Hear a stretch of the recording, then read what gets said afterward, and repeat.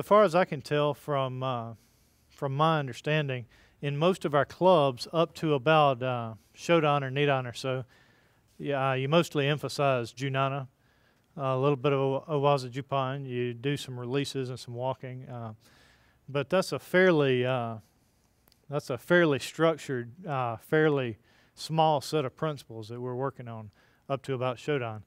After or around Shodan, you start working on Owaza and you start getting some variations and some different ideas or some different tweaks on those ideas that you learned in Junana and walking.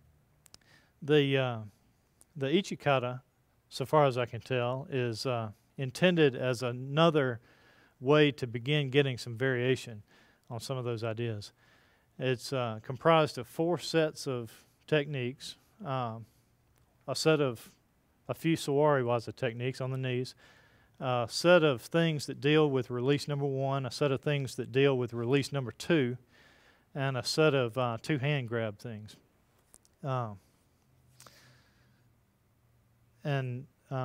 Let's just get started. Who's going to be the uke? Sean, if you don't mind.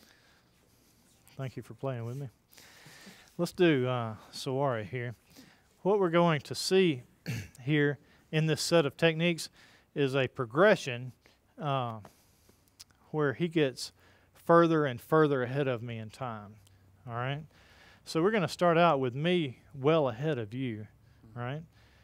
And we're sort of sitting here at a stalemate, and you're not budging for me. So I'll provoke you into doing something, right? Okay. If you don't rise for me, then, yeah, there you go.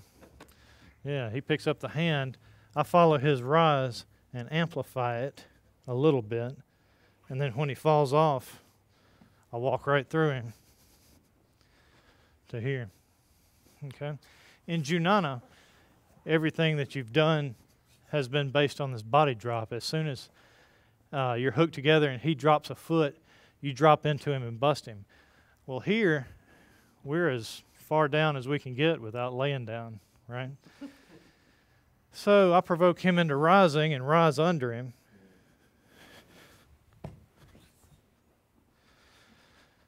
Create a nice triangle here between ribs and wrist and lay into him just a little bit. Okay? This should be fairly standard. The interesting part is I'm so far ahead in time that it's a sort of a provocative timing. Would you do a different order? Sure.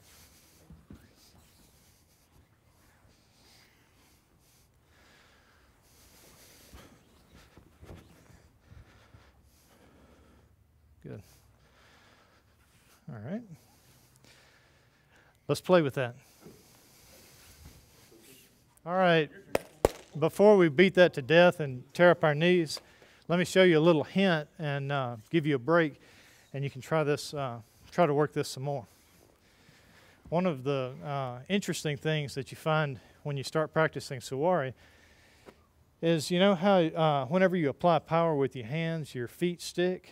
Well, there's some give in your knees and your hips, and so you can sort of fool yourself into thinking your feet aren't really sticking when you oomph with your hands, but they are. Here it's more visible because you don't have the flexibility, right? So if I get here and oomph on him, all of a sudden my knees stick and I can't follow him. And when he falls, he drags me into the ground, right? So we got to figure out how to do this thing without this sort of action, right?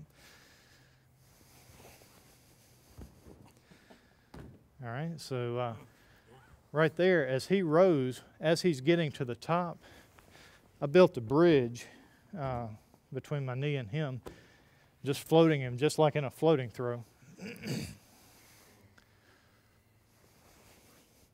And when he falls off of this thing, I just chase him down. All right, so part of what you're learning is to avoid that trying to get number 6 with this sort of oomph. All right, so try provoking the guy. It's also a sneaky little psychological thing that we're playing with the guy here. We're sort of in a stalemate. I don't want to rise up to hit him because then he chases me up and floats me, right? I want to trick him into rising. Yeah. So All the right. hand moves independently of the center to Yeah, start with? this feint, my feint isn't really much. Oh.